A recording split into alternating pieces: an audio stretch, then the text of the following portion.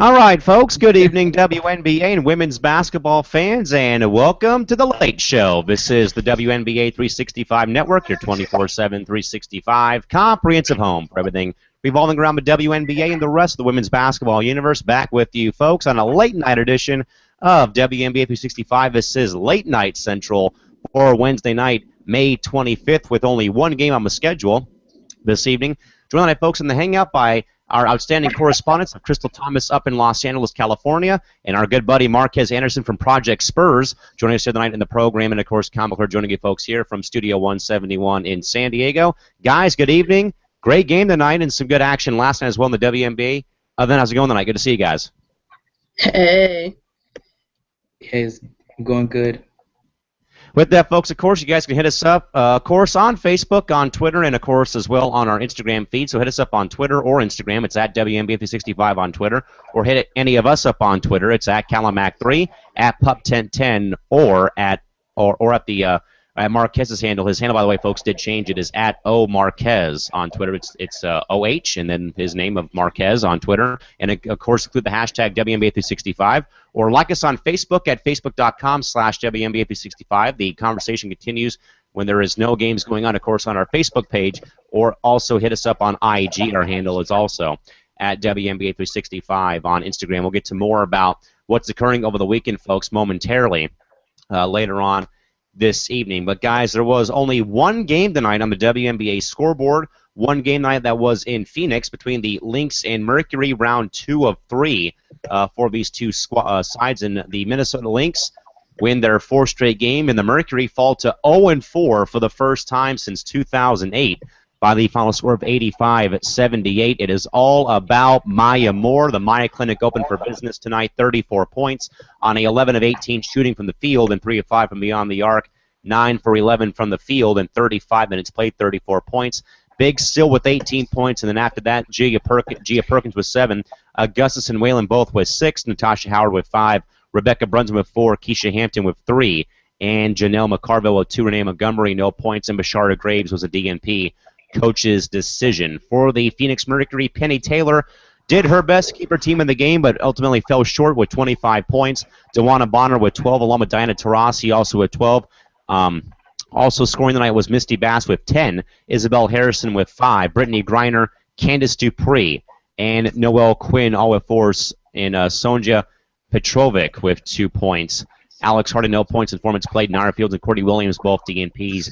Coach's decision.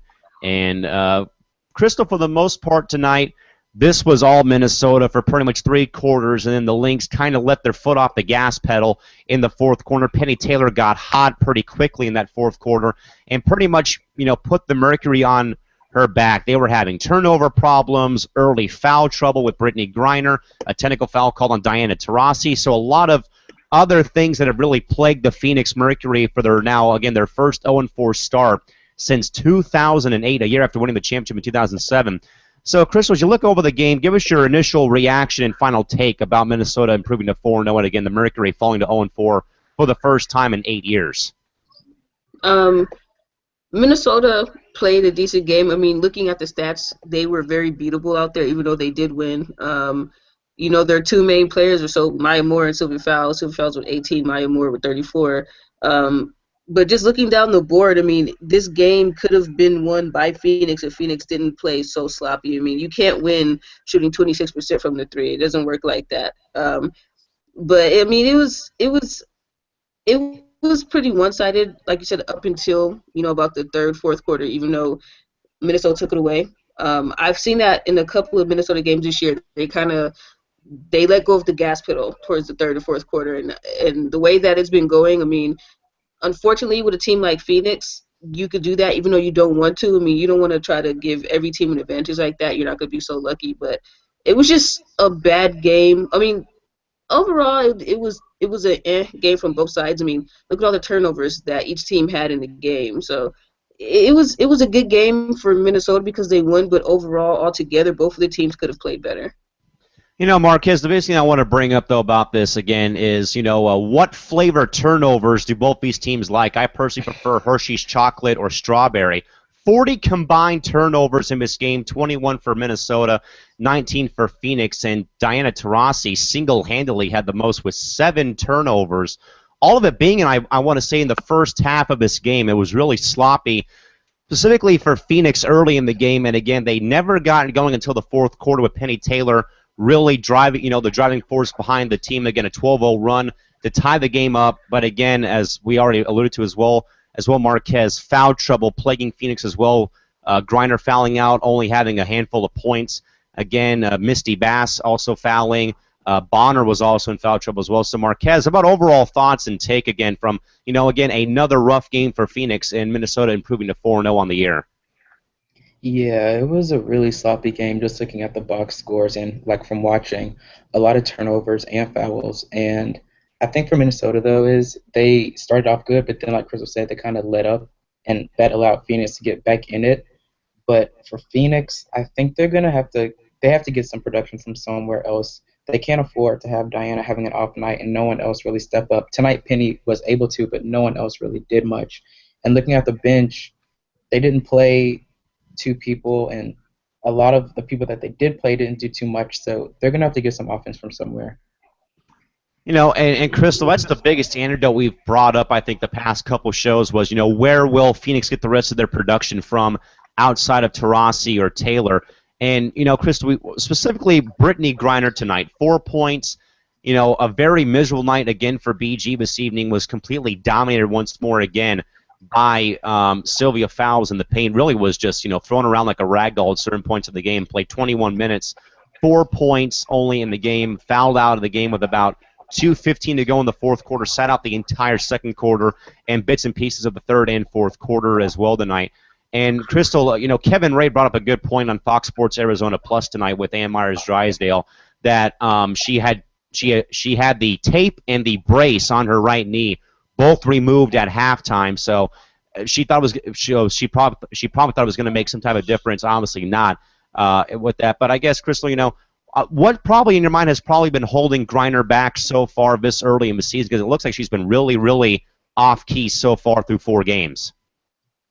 I think it's mental. I think Griner's definitely going through something mental. If there is an injury there that she's still trying to work out to fix, I think that's probably part of it too. She's probably mentally trying to see if it's her knee, if her knees are strong enough to go. But I think right now she's suffering from something mental that only she could possibly fix.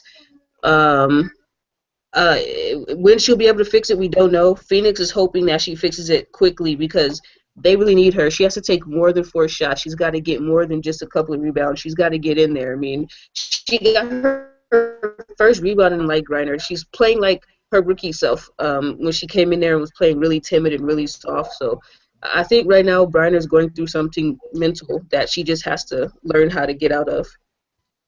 Marquez, that was Crystal's biggest gripe on Twitter tonight during the game was, Griner taking 4 shots equals, unacceptable in her mind. That again, one of your star players, and again being, the Twin Tower at 6'7", 6'8", only taking 4 shots in the game in her mind. And I agree, though. I mean, totally unacceptable for her to only be taking 4 shots through 20 minutes of play, but also as well who struggled tonight as well Marquez was Candice Dupree, who has been, a glue player lately, but also really struggling as well. So as you already brought up, though, Marquez, about finding production behind Taurasi and Taylor.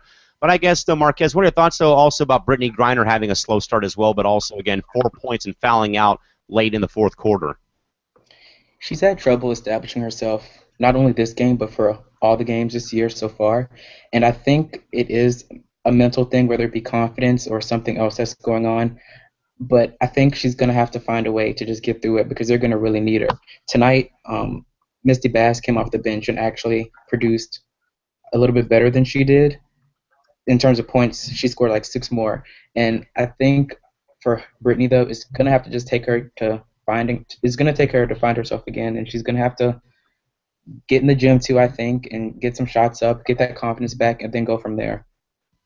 And Crystal, as we go now to Minnesota, but again, folks, to touch base on this again, the Mercury 0-4, first time it's happened to the Mercury since 2008, the year following their 2007 championship. And Crystal, I think I saw a stat from the Lynx PR department on Twitter, and I might be wrong here on this, folks. If someone could correct me, I would greatly appreciate that. Well, I believe, though, this is Maya Moore's 12th or 15th game in her career scoring 30 or more points, and again, playing to a MVP level. And again, we don't want to give out the award 4 games into the season, but as you see, though, Crystal, a pretty big transparency or pretty big deficit, I should say, between Moore's scoring 34, then after that, not a lot of production after. But I guess, though, Crystal, overall take, though, about Maya Moore also putting her team on her back, but there were other puzzle pieces, though, helping out for Minnesota behind her, as opposed to how it was with PT kind of being on a island for PHX tonight. I mean, yeah, today Maya Moore, she only missed, 7 shots in total. She did have help with Sylvia Fowles, but you don't want her to do the same thing that Tina Charles went through, and we saw it with the last game, is burnout. We saw Tina Charles burn out in that New York game a few days ago, and that was a worry. We talked about that last show where New York needs more people to score except for just Tina Charles, and it gets to the point where you have to remember Minnesota is not one of the youngest teams in the league. They have a lot of vets on their team, and if Maya Moore, if who is young, if Maya Moore keeps taking the load and all the shots, I think eventually her body will burn out. I mean, Maya's in tremendous shape, but let's be real. I mean, your body burns out, your body gets tired, and even though the season's so short, Maya Moore is going to have a long season, with the Olympics, and, she was playing overseas, and the way that Minnesota is playing, so you're going to have to need Simone Augustus and Lindsay Whalen to be consistent every night and just not so-so. So eventually I think she's going to start needing help down the stretch. I mean, it's still early right now, so I think she's okay, but you don't want Maya Moore to start burning out, because once Maya Moore burns out, then it's not going to be a good thing for Minnesota. Marquez, how about the play tonight of Sylvia Fowles? Again, 18 points, but again, was a pest, and again, really took Brittany Griner off her game tonight again. And it just looked like, Fowles was getting inside, but also when Griner was out of the game, she was having her way with Misty Bass and a few other defenders down low. I mean, the size advantage for her, really a big asset against those, against that small lineup for Phoenix in the game. Marquez, how about your thoughts about Sylvia Fowles once again dominating Brittany Griner in the paint once more again during another one of these matchups? Yeah, Phoenix didn't have an answer for her, and not only did she score pretty well, she really defended the other side well too. None of the other bigs for Phoenix could really get anything going, whether it be Dupree, Griner, Harrison, Bass. She really put her foot down low and just had her way with everyone. And I think for Minnesota, that's what is going to be needed for her, because, I mean, they don't want Maya to do everything, but at the same time, they're going to need someone else, whether it be Whalen or Augustus to be more efficient every night, or whether it be Perkins. Someone's going to have to step up as well to do some more scoring for them. And folks, one quick comment from our good man in the chat box, Todd Mintz, in regards to Sunday's game when the Mercury will take on Washington. Of course, I'll be at the game with a few friends. Todd jokingly says, Callan will change the Phoenix luck when he's there for the beloved Mystics on Sunday. The wins come then for Phoenix on Sunday afternoon. But again, folks, tonight's game goes to the Minnesota Lynx 85-78. The Lynx with the win are 4-0. The Mercury with the loss 0-4 for the first time since 2008. Guys, we'll revisit the 2 games from yesterday in the WNBA. 2 really good games yesterday. First, Atlanta over New York in overtime on a very early start time for us West Coast folks, 85-79. So Crystal, Atlanta once again kind of surprising us here again. And we really had very low expectations for ATL early in the offseason, during the preseason, and now here they are, kind of, I guess, a little bit revamped. But I guess, Crystal, a final takeaway, though, from Atlanta stunning New York at the Garden in OT yesterday. That just lets you know that you can't really make predictions that quick. I mean, look what people were predicting, that the Mercury were going to win another championship. I mean, it's still early. Everything can change, but it just lets you know that you can't look at what's on paper and just go, oh, they're going to be a good team. They're going to be this. They're going to be that. I mean, Atlanta is a surprise. I don't know if they've played anybody that's really challenged them yet, other than New York and I believe they played Seattle. I can't remember. I'm not really looking at the schedule, but and LA. I mean, but we all know LA kind of plays so. But they haven't really played anybody yet, in my opinion, that's really challenged them enough to make them to see how good they are. I mean, I think once they start playing challenging teams, they will actually see where they are and where they stand. But right now they're doing okay. They're 3-1. Nobody would have imagined them being 3-1 right now. I know I probably wouldn't have, but they're doing okay with their lack of point guard. So we'll see how far they can keep going. By the way, Crystal, Todd says, pat yourself on the back. Good job picking Atlanta to win the game yesterday. Oh, whoa, whoa. I knew it. I just felt it. I knew it. I seen it coming. Okay, so apparently she can predict the future now. But Marquez, in your mind, again, Atlanta, like we said, they probably were a project team perhaps early in the preseason in the first couple games, and again, I don't think anyone expected them to be 3-1 so far this early in the season. But again, Marquez, how about your thoughts again about ATL? Pretty much going into the Garden and again beating New York yesterday in another overtime game for the Liberty, back-to-back OT games that both resulted in losses. Well, New York again. They're gonna need someone to score besides Tina and Sugar. Sugar kind of struggled this past game, and I think that kind of did them in, especially since no one else really stepped up. But Atlanta has to be thrilled with their start so far. And I mean, yeah, people thought they were a bad team, but at the same time, they have the pieces. They have McCautry still there. They got Hayes, Sancho Little, even though she's not been that great to start off, she's still that calming presence for them, I think. And then their bench isn't that good, but at the same time, they sometimes one of them on their bench normally steps up and has an okay game. So I think, like Crystal said, I don't know if they are gonna be someone that's gonna stay at the top towards the end of the season that we'll see there, but I think they'll be okay. And real quick, guys, one comment from one of our other good viewers from DJ who says Tiffany Hayes is for real. So DJ, thanks for stopping by and joining us. The other game, guys, I was on ESPN2 last night. The LA Sparks off to their best start since 2003. Got another big road win over the Chicago Sky, 93-80 yesterday for the Sparks, now on a 4-0 start to the regular season, again off to their best start since 2003 when they last got to the WNBA Finals before losing to the Detroit Shock in the 03 Finals that season for Los Angeles. In the ball game, once again, Candace Parker playing out of her mind, playing with a chip on her shoulder, you could say, with 26 points for the LA game high in scoring. And for the Sky was Jamira Faulkner with 17 points. And again, Parker with 26 for the game high for LA. So, Crystal, obviously, perhaps this is LA, for one, getting in, again, off to the best start in club history since that 03 season. But then, Crystal, it seemed like there's like a different mentality, a different, it's like there's kind of like a fresh breath of air for the Sparks this season. And again, I don't think we've seen them play at this caliber in a very long time. And again, I think it's refreshing to see Los Angeles back, kind of like from the dead almost, it seems like. And again, you're seeing Candace Parker playing out of her mind with another impressive game of 26 points as well. Crystal, how about your overall thoughts about LA, again, improving to 4-0 on the season with a victory over the Sky yesterday from Allstate Arena? I just think LA just has a new focus this year. It just seems like this year they're getting serious about what it is that they're trying to do. Not saying that they weren't serious the previous years, but we all know like they were having issues with the coaches. They really didn't know what was going on, and then one year they almost ended up not being a team. So I think now that they're finally settled, they know what's going on. I think now they're kind of just like, okay, we have to focus. Now it's better now than never. We're not getting any younger. Our team's not getting any younger. We have our core group. We've had the core group for a while, so we might as well try to do what we can now. And I think that's what it is. I think their focus is at a different level, and I think now we're just finally seeing their potential of what us LA Sparks fans have wanted to see for a long time. Their potential is finally showing. By the way, Crystal, our good friend Eric Nimchok from today's Fast Break would like you to discuss the play of your favorite player on Waters and the Sparks' early success if you can. Yes, Eric.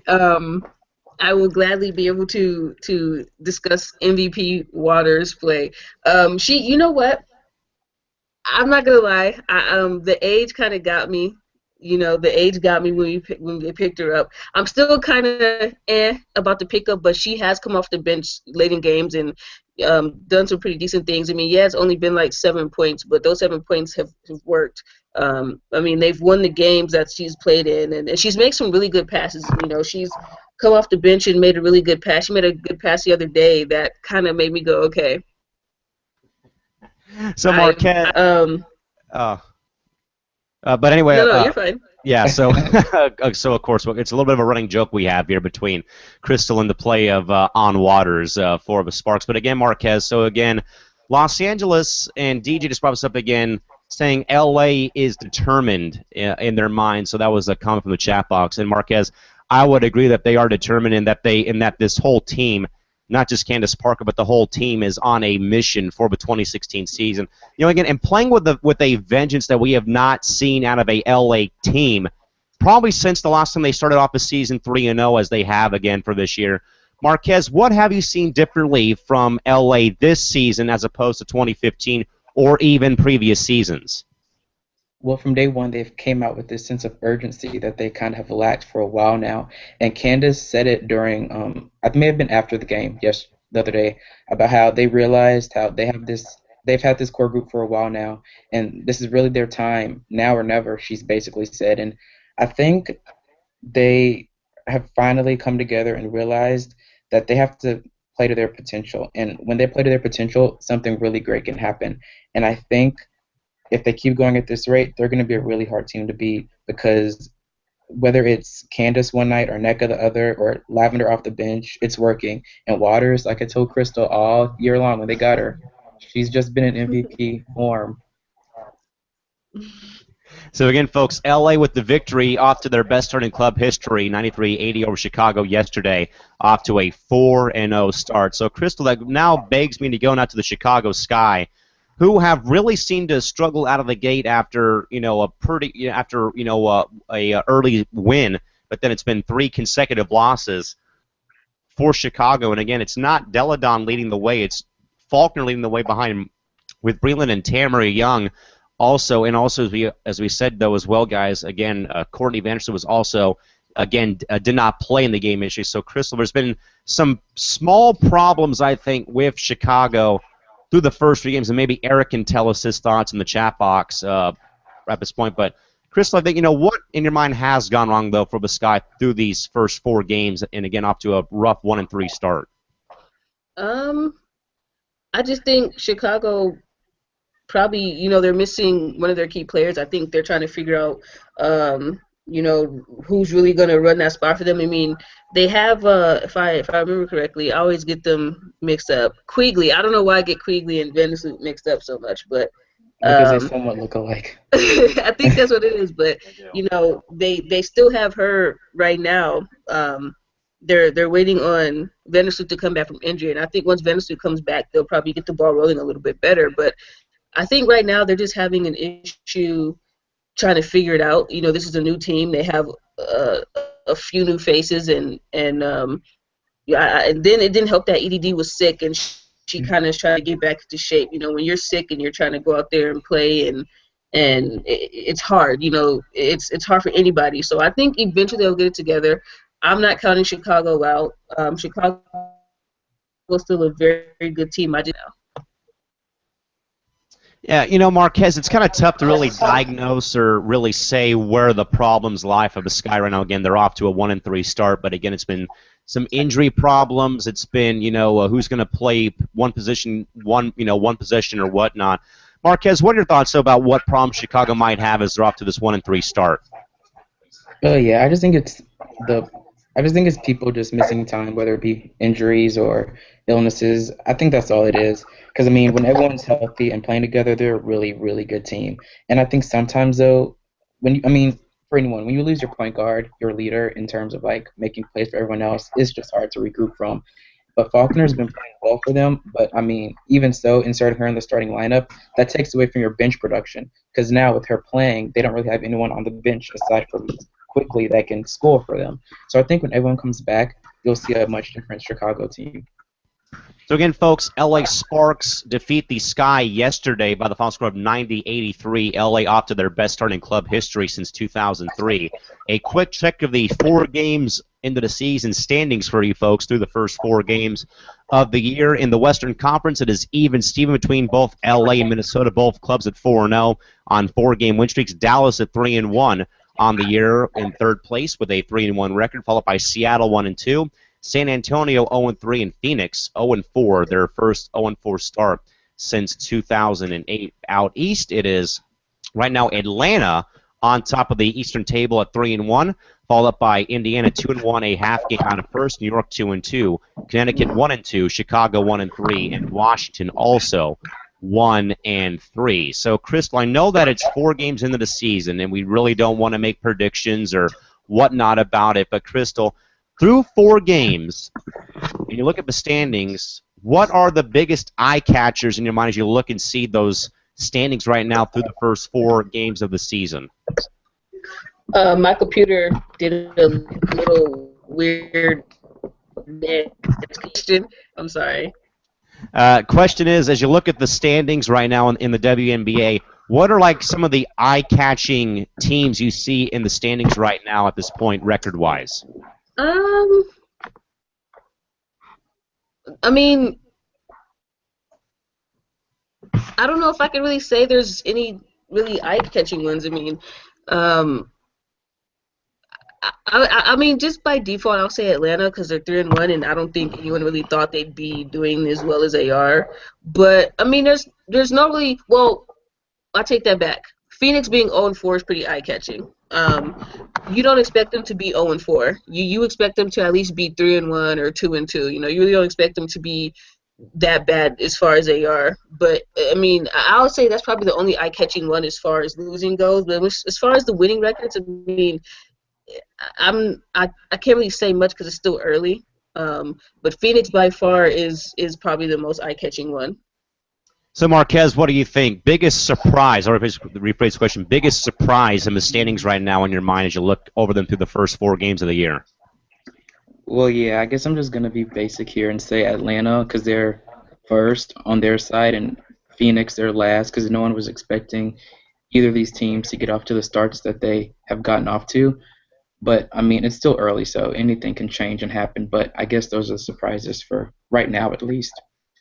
You know, guys, I'm actually going to stay out west and say with LA being unbeaten still through 4 games and then Phoenix being 4-0 is my 2 surprises, not any favoritism or being a homer for anybody. But, you know, normally, I mean, I think coming off last season, how you saw Los Angeles get up to that 0-7 start. And again, with them being in pretty much them being in uncharted territory, they've not been in this situation or predicament since 2003. I mean, you're talking about, you know, almost a good 10 or 12 years with them not being unbeaten through the stretch, or maybe even Dallas being 3-1. We knew that they were good as Tulsa, but again, it's more. I think it weighs more in my book because they're in. You know, this is a whole new organization we're talking about, and then with Phoenix, surprising again, first time since 2008 they're 0-4, and again, we all here expected them to be, you know, 4-0, 3-1, or somewhere in that category, but not 0-4 at this point, and also out east.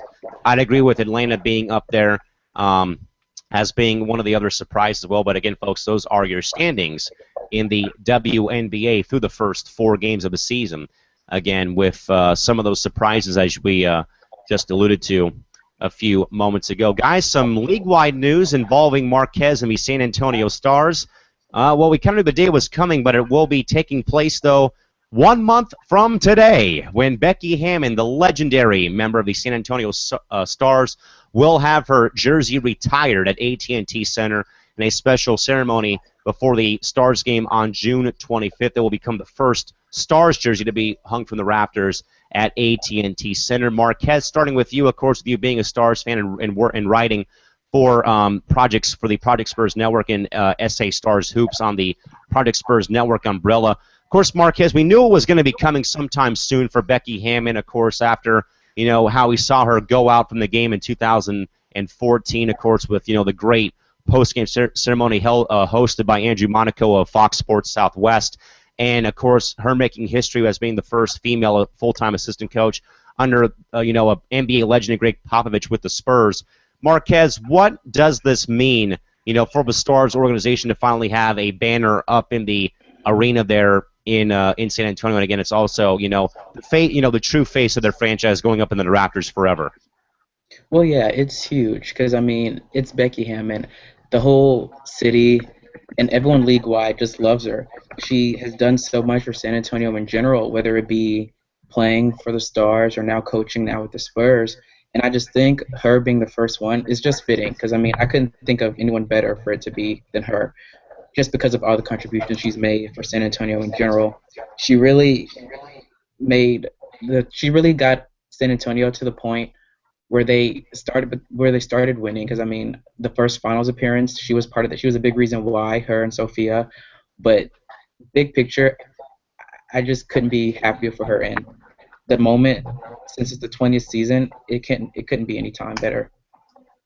And also Crystal with Becky Hammon, of course, her personal story again, being undrafted out of Colorado State University, going and playing overseas in Russia, and now is officially a Russian citizen towards the Olympics and whatnot.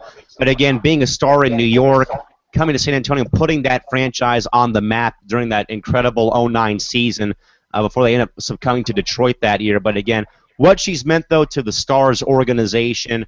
Plus now, of course, with her, paving the way for future females in the NBA, at least. We already know about what Ann Myers-Drysdale has done with the Suns as their executive vice president and also being in the Basketball Hall of Fame.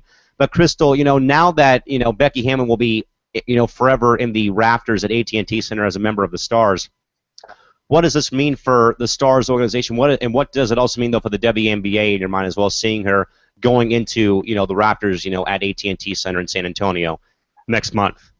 I mean, sorry. I'm sorry. I didn't mean to cut you off there. I think that's big for San Antonio.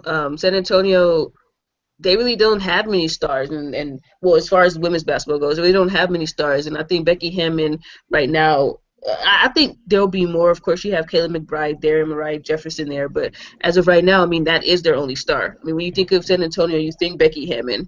You think of the history that Becky Hammon's brought them. I mean, even though unfortunately they've never had any rings. I mean, you see how far Becky Hammon has brought them.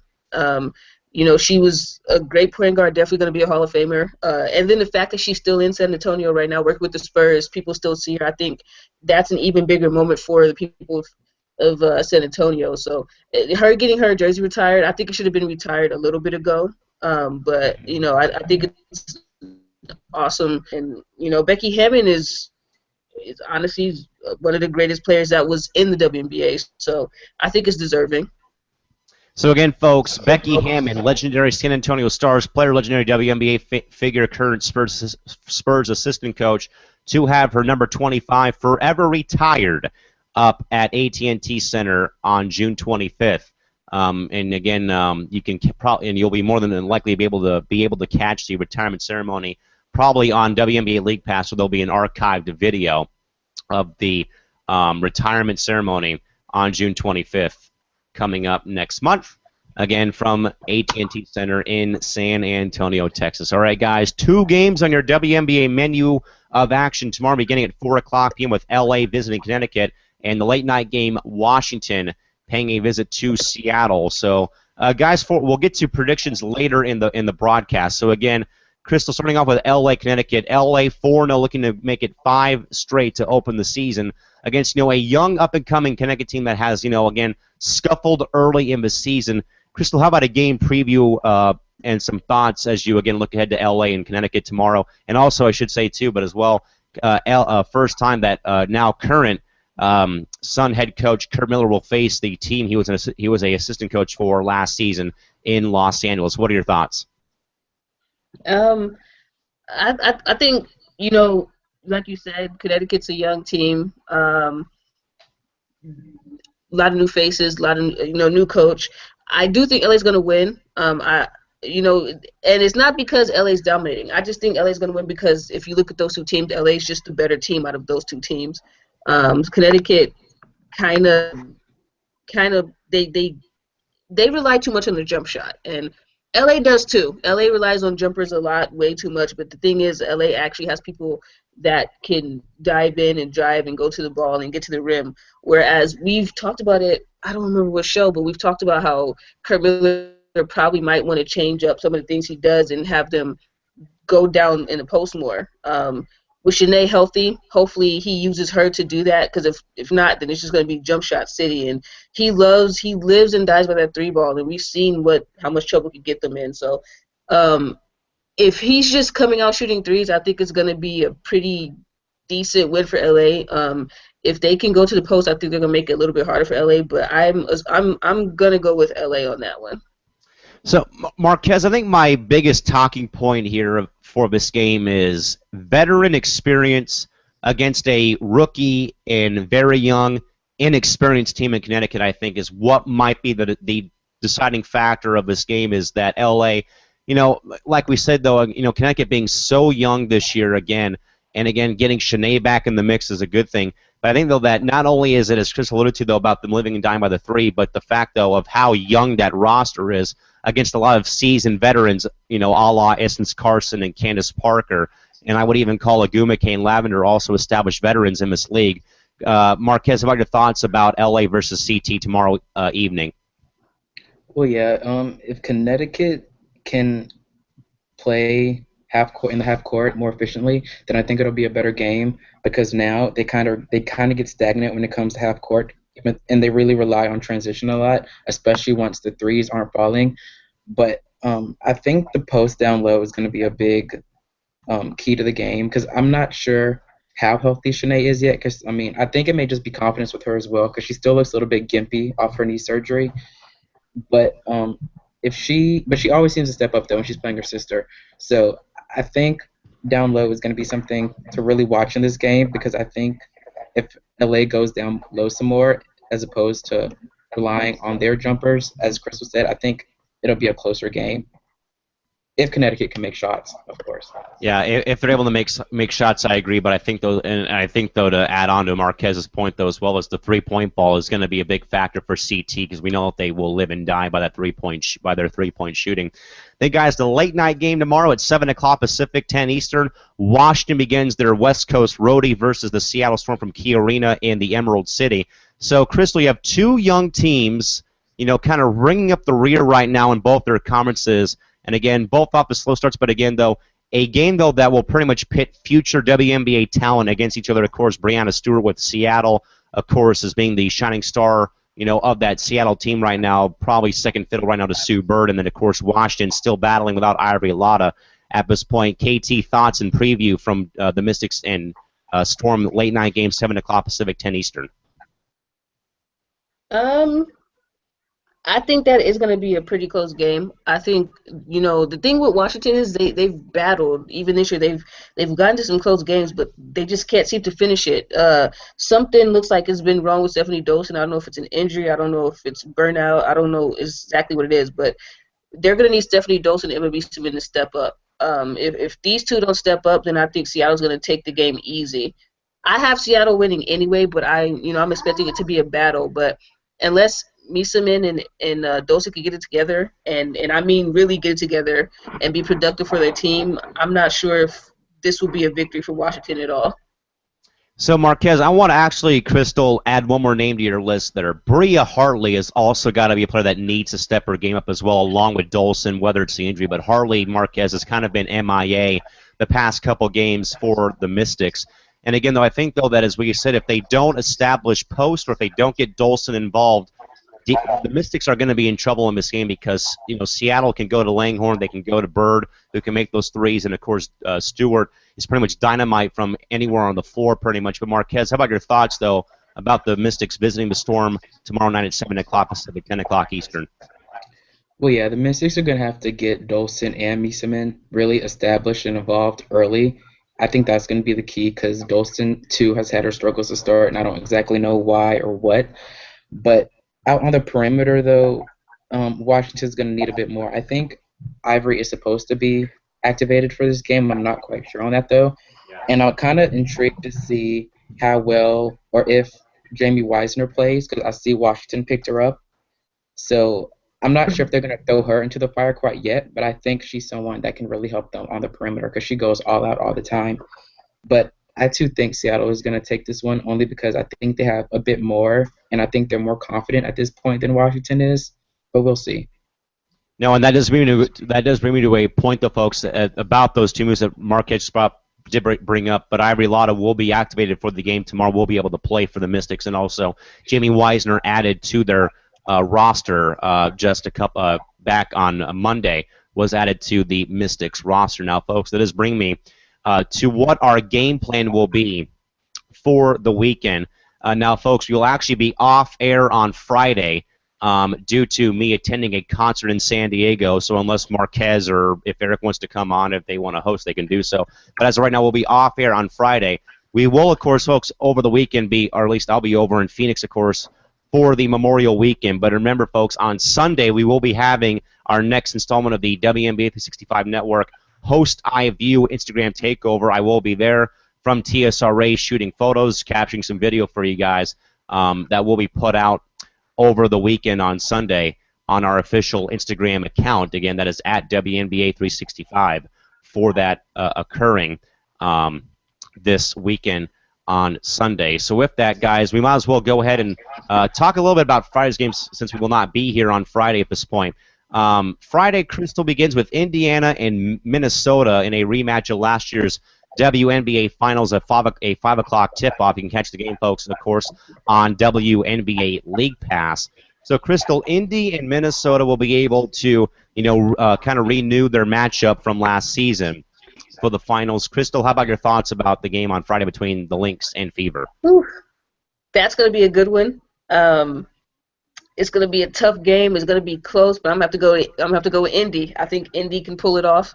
The way that Minnesota has been playing, it's been impressive, but at the same time, they're not doing anything special.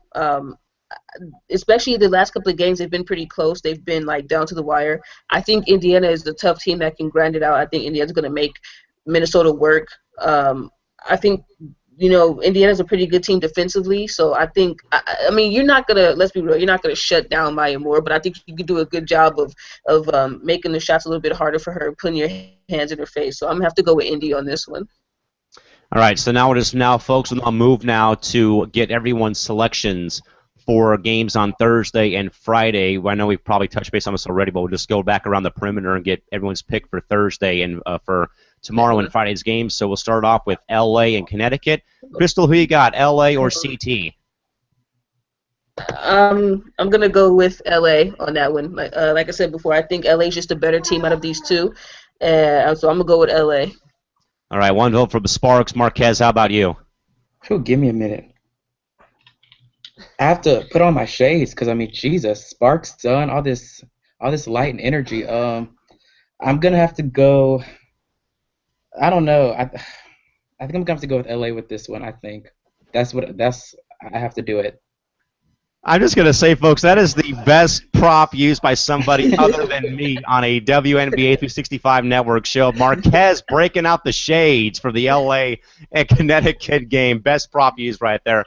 I'm also going to go with Los Angeles in this matchup. I think that veteran experience will overtake rookie experience in this matchup. And then, Crystal, late night game on tomorrow night. Mystics at Storm from the Emerald City. Who you got? Mystics and Storm.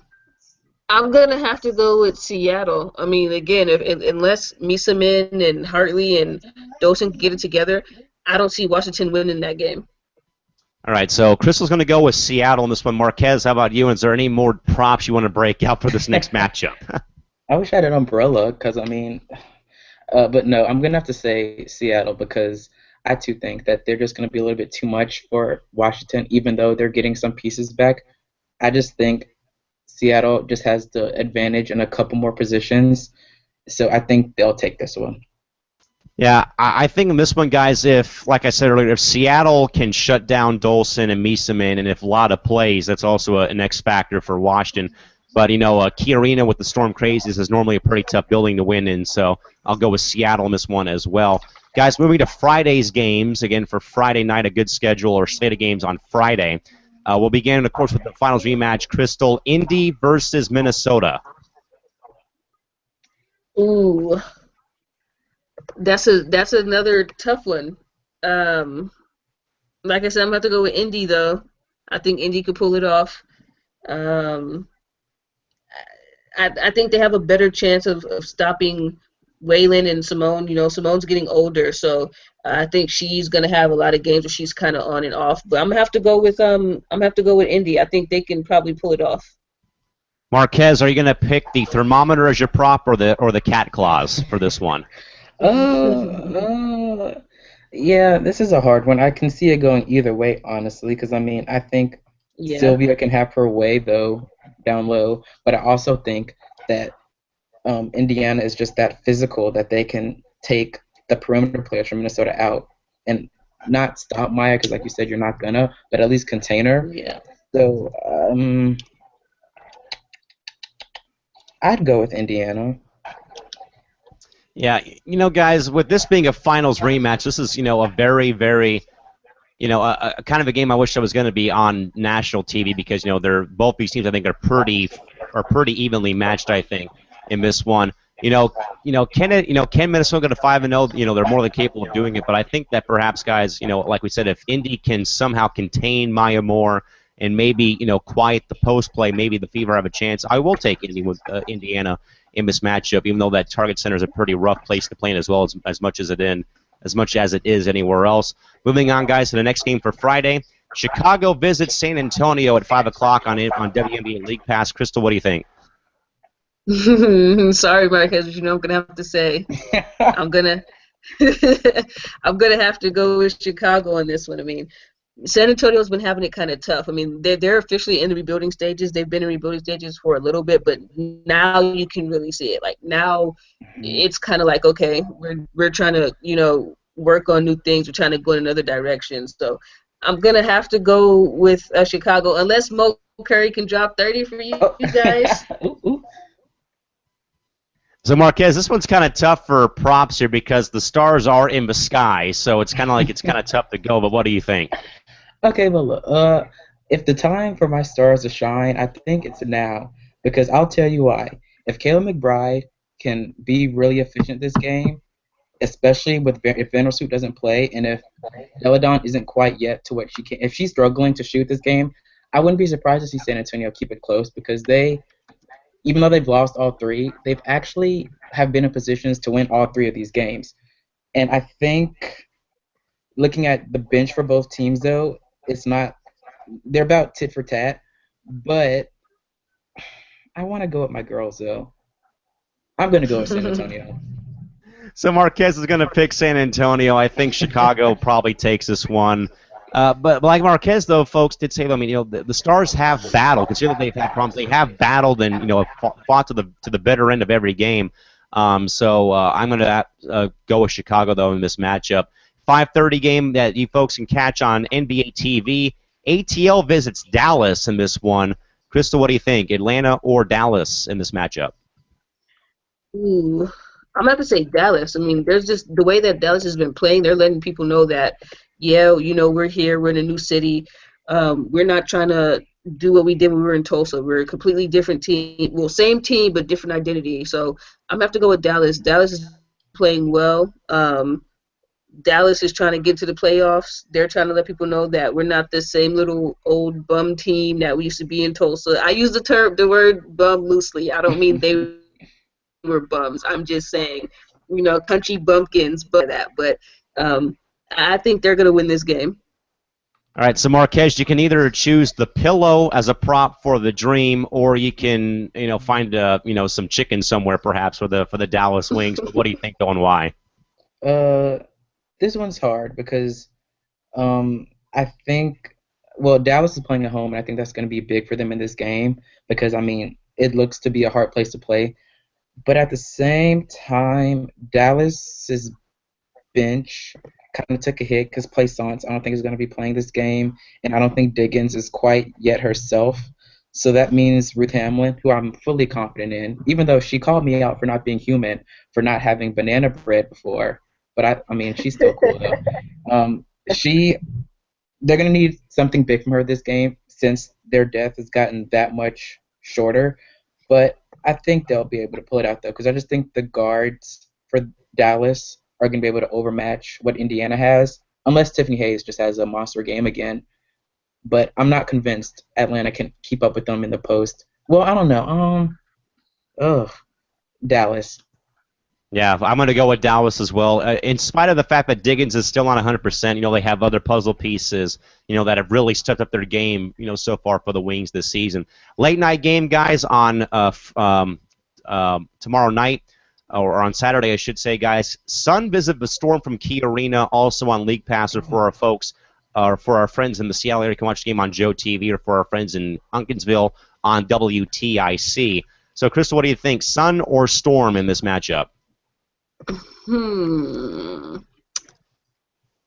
I want to say the Storm because that's what my gut is telling me, and I've known for future references to always go with the gut. So I'm going to say Storm. I want Connecticut to get that win, but I'm going to say Storm because that's what my gut is telling me. So Crystal's going with the gut. So, Marquez, you got the shades or the umbrella here? What are you going to go with? I'm pulling out the umbrella again because this game for Seattle's at home, and I think Connecticut, as a young team, they may not be quite ready yet to play in an environment like that. And I think, though, that Seattle just has a little bit more than Connecticut, especially since they haven't figured what they want to do out yet. So I think I'm going to have to go with Seattle. Yeah, two teams that are going to have bright futures, folks, in a few years. Mark my words. But I'll go with Seattle as well. I think that there's just a few more puzzle pieces on that roster that fit best. Guys, just for the sake of doing it, we'll go now to Sunday's games real quick before we wrap up for the night. Indiana visits Atlanta at high noon on NBA TV or Fox Sports Southeast from Phillips Arena. Crystal, Indy or Atlanta? We'll go with Indy on this one. All right, so Crystal's going to go with the Fever. Marquez, thermometer or pillow? Who you got? Yeah, I have Indiana. Yeah, Indiana. Yeah, I'll go with Indy as well on the road, and for a few reasons why. Crystal as well. Chicago at Dallas, 1:30 Pacific, 4:30 Eastern on Sunday. Who you got?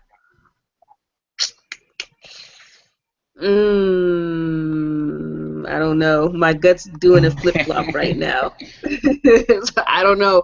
I'm going to pick Chicago, I guess. Ooh, I'm not sure. Chicago. Now that face you made didn't look like you were confident. Marquez, how about you?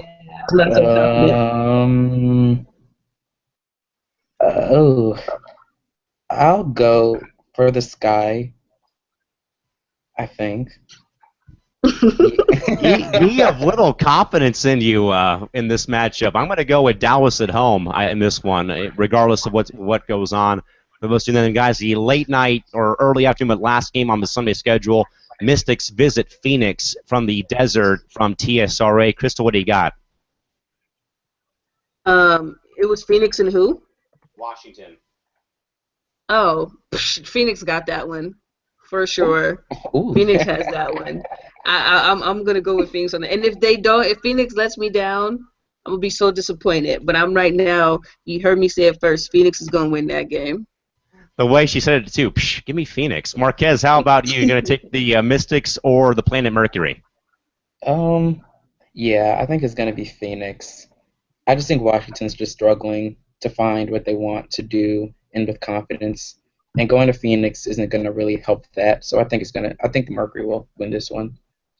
Give me the X, baby. I'm going to be there on Sunday, but give me the X. Phoenix ends the losing streak. They'll win on Sunday, hopefully at least. Again, you can catch the games on Sunday, again, at noon, 1:30, and 3 o'clock, all those times specific. And again, once more for our folks on Instagram, again, 365 host iView, featuring yours truly, again, will take place from TSRA on Sunday evening. Real quick, guys, we got over the night.